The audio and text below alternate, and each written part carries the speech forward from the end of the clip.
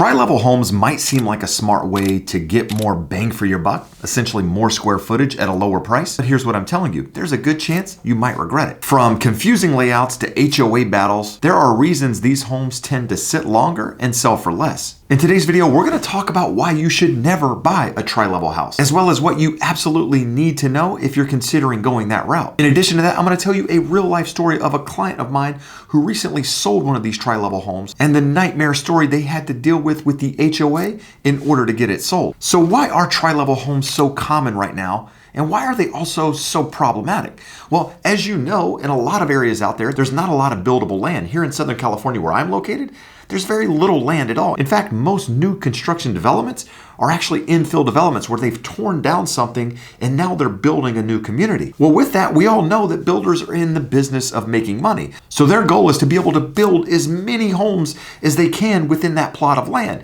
And one way they do that is by building these tri-level properties. Because instead of going out like your typical ranch home on some sort of large lot, now they can build up and they can build multiple homes in that same plot of land, in many cases with more square footage, and ultimately make more money. So in all reality, the design is there to maximize the square footage on whatever that plot of land is. But here's the problem. It often comes at the expense of flow and functionality. I mean, on paper, 1,800 square feet sounds great, but in reality, it can feel a lot smaller. In fact, it can feel really choppy because of this tall and skinny design, as well as the narrow floor plan. And that's probably the main thing that I think most buyers need to consider when they're thinking about buying a tri-level property. And that's because in my experience, many buyers out there get caught up in the newness of these properties. Now, tri-level homes have been around forever, but they're becoming more and more common as lots get smaller, while building as many homes as they can while trying to maximize profit. Now, as I've said many times on this channel, people buy emotionally and then they justify logically. So when they likely walk into one of these properties, in many cases, like I said, it's new.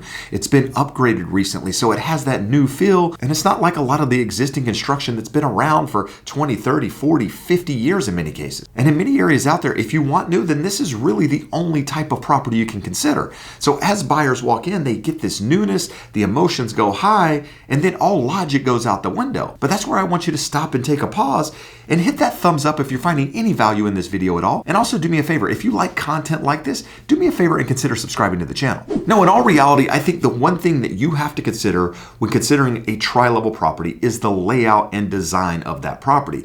One thing I've noticed in helping a lot of buyers over the years buy property, as well as sellers selling property, is that stairs are an issue. Maybe not at the immediate moment, but as you have kids, as you get older, the whole constant going up and down from the garage to the main level, from the main level up to the top level, back down to the main level to the garage, vice versa, all the way up and down, it becomes a complete headache. And because of that, you have a lot of disjointed spaces out there. Many of the properties right now that are being developed, you walk into kind of an entry level on the bottom level and where you get access to the garage. And on that level, there might be some sort of bedroom with a bathroom. So it might have a primary suite downstairs. And then many times that's all that's down there outside of maybe a closet.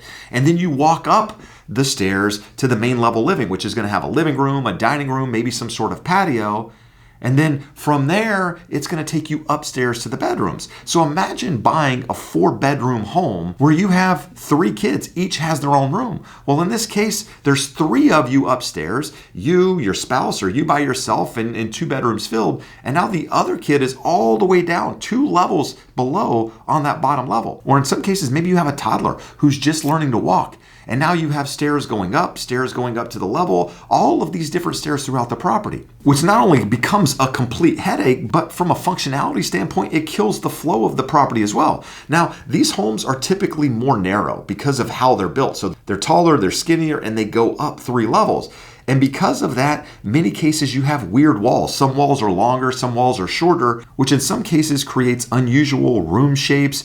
Sometimes it's hard to place furniture. And it's just one of those things that typically doesn't come up when you're initially going through the property. Rather, it generally becomes a problem once you've lived in the property for some period of time. And now you're walking up and down these stairs all the time. Say you go to the grocery store and you pull into the garage and you have a ton of groceries. Or maybe you go to Costco or Sam's Club or whatever, and you bring all this stuff home. Well, you're parking in the garage. Well, guess what? Your main level living in many of these properties is that middle floor. So you're walking down the stairs out to the garage, grabbing that stuff, walking back up and whatever. And if you're young and fit, it's really not a big deal. But in many cases, we have our parents over, we have our grandparents over, we have people over that can't do the stairs, which is one of the biggest regrets I see when buying these properties. Now, as a listing agent ends up selling a lot of property, one of the things I've noticed recently is a lot of buyers coming in who are looking for that single level ranch style property with no interior stairs. And that's because a lot of boomers out there are aging out of these bigger properties that they've had since the 60s, since the 70s. They no longer need that space and they're looking for something smaller.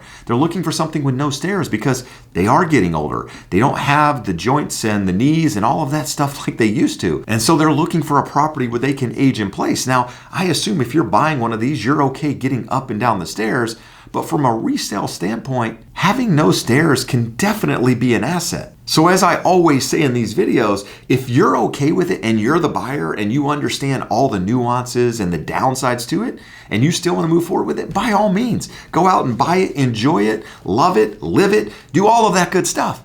But if you're someone who hasn't considered this stuff, really that's what this video is for. It's for me to bring all of these things top in mind, just so that you know you're making the right decision when buying a home. Now, with that said, if you're somebody considering buying a home, you haven't started the process, you're not sure where to start, I actually created a link below where you can get in touch with me and my team, and we can not only guide you through the mortgage process, but we can also guide you through the real estate process as well. So if you'd like professional guidance from a real estate agent that's been doing this 20 years, make sure you check out that link. Now, the next problem I often see with these properties is that there's no yard. There's rarely any outdoor space on these properties. And that's because these homes aren't designed with that in mind. Really, the goal here with building these properties is to be able to maximize the lot size. The more square footage that property has, the more that builder can sell that home for. And on top of that, many times these properties are built on small, narrower lots, so there's not really a place to put any outdoor space. Now, in some cases, there's an outdoor patio or something like that, which means there's not really a space to walk a dog. And sometimes you can't even have a grill, which we're going to talk about when it comes to being in an HOA. Now, the only reason I bring up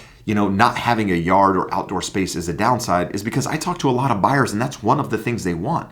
They want a space to be able to take their dog out, off a leash and just let them run around and do whatever. Or in some cases, they want an area for their kids to be able to play around in their own little space without being part of the community. Now, if you're one of those people that hate mowing or you don't really care about the outdoor space, then this isn't really a problem. But if you're someone that has that on your non-negotiable list, then buying a tri-level property is definitely something you need to consider. Now, another issue I see with tri-level homes is the whole energy efficiency piece of the property. Because there's 3 different levels, many times it's very, very difficult to get each level on the same climate, if you will, right? Without having different zone air conditioner. Now, if you have a multi-zone air conditioner, it's a little bit easier to do, but even in those situations, it tends to get a lot hotter upstairs than it does on any of the other floors, in addition to being a lot cooler on that bottom level during the winter times. And even if you do have true zoning with the HVAC in your property, in my experience, it's very, very difficult to get the climate correct where everyone is happy on every single level. So at the end of the day, it's just uneven comfort. And many times retrofitting these properties can be very, very expensive because of how it's designed. Now, the next one is an obvious one, and that's that these properties are typically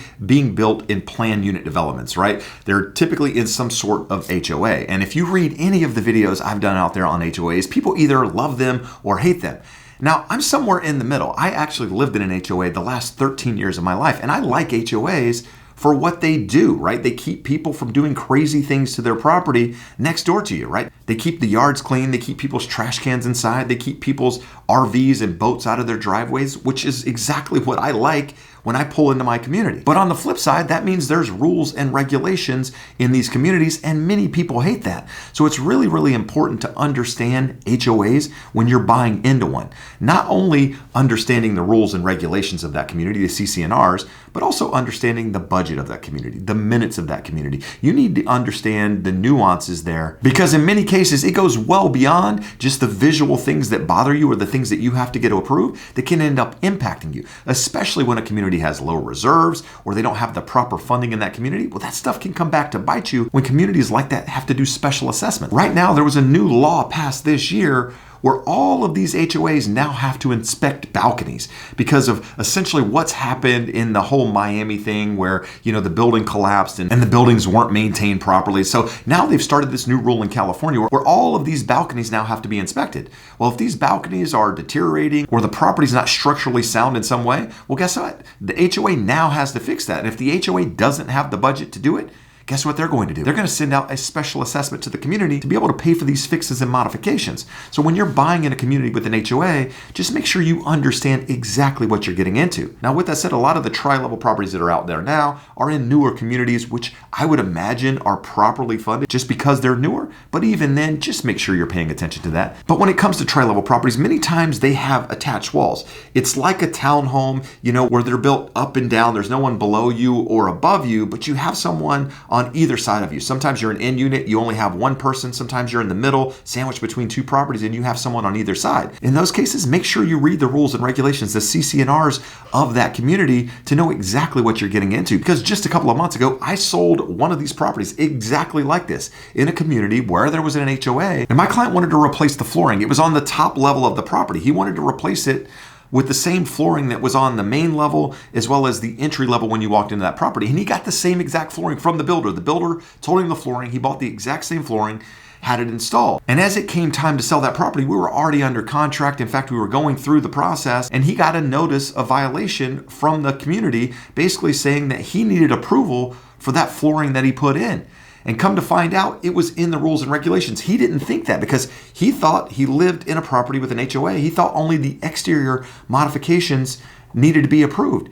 He didn't think he needed to get the flooring approved since there was no one above him or below him, and it wasn't really going to impact anyone.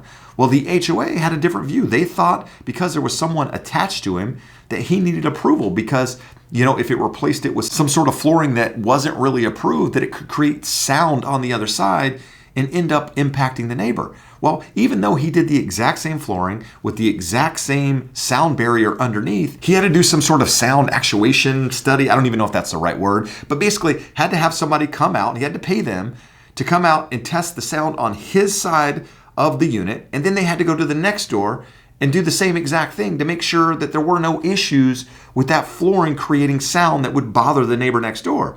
So not only did this create delays, it cost my client a couple of $1,000s to get this done. Now again, it could have been avoided had he paid attention to the CC&Rs and the rules and regulations, but also at the same time, it could have been avoided had he not bought this property and done that work to begin with, right? Because looking back on it, he said, I would never have done this. I never would have agreed to this sort of thing in buying this style of property had I known. But that's where I want to ask you a question. Do you feel like the HOA has control over the interior of a property like this? Do me a favor and let me know in the comments. Now, the next thing I'll say about tri-level properties is oftentimes they seem smaller than they actually are because of the floor plan, because of how it's divided amongst 3 different floors and how some rooms are chopped up and a little bit smaller and what have you because of the narrowness of the property. So with that said, many times buyers walk into these properties and they feel like it's actually smaller than it is. So when it comes to reselling a property, you want to buy a property that can create a lot of demand when it comes to selling that property, right? You don't want to buy a property that buyers are just going to walk away from as soon as they walk in, or buyers aren't even going to come see it because of the design or the style or the location of that property. So I think when you're buying a property, you have to always think about resale value. Regardless of whether you plan on selling that property in a month, a year, 5 years from now, it needs to come into the decision-making process. But with that, that doesn't mean these properties are bad for everyone. In fact, there are people that these are a great fit for. Those people that don't mind the stairs, as well as those people that don't need a yard, and those people want to be in a certain location or a school district or whatever, and these properties allow it. What I'm noticing right now is there's more of these properties on the market than, say, a single level property. So you might actually be in a better position to negotiate when there's more of these on the market. So if you're one of those people and you're considering buying one of these, just make sure you're thinking through the things that we discussed in today's video and you're not just jumping in, letting emotions take over. But after watching this, you're not sure if this is the right style of property for you? Well, I actually did a video on other properties I think you should never consider. Do me a favor and check it out right here.